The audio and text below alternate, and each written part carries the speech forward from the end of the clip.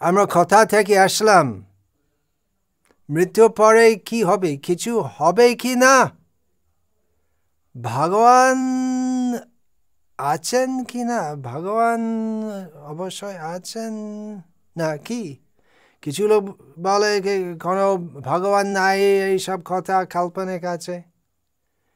এবং যারা ভগবানকে মানেন তাদের মধ্যে মতভেদ আছে। কেউ কেউ বলে জিসাস গড আছেন, কেউ কেউ কৃষ্ণ, শিব, দুর্গা মাতা সবচেয়ে বড়, অনেক মত আছে।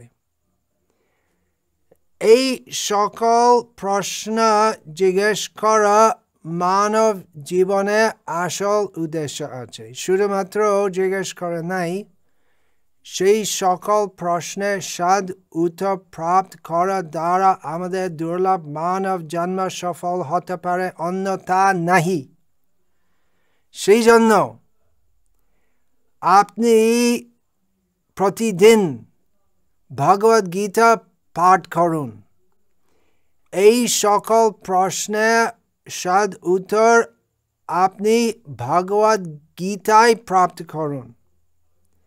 কিন্তু ভগবদ গীতা যথাযথ পাঠ করতে হবে, কারণ অনেকে যারা ভগবদ গীতা উপরে মন্তব্য করে তারা নিজের মনগড়া কাল্পনিক অর্থ লাগায়।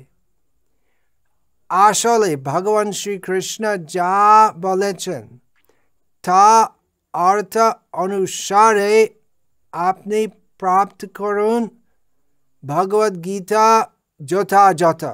শ্রীমদ এসি ভক্তিবেদান্ত স্বামী প্রভুপাদের দ্বারা রচিত ভগবদ গীতা যথাযথ দ্বারা আপনি আসল আধ্যাত্মিক জ্ঞান প্রাপ্ত করুন। এইভাবে আপনার জীবন সফল হবে, আপনার আরও কোনো দুঃখ হবে না, আপনি ভগবানের ধাম যেতে পারবেন। সেই জন্য এই আমাদের অনুরোধ, যাতে আপনার পরম মঙ্গল হবে। ভগবদ গীতা যথাযথ পাঠ করুন এবং এইভাবে আপনার দুর্লভ মানব জন্ম সফল করুন।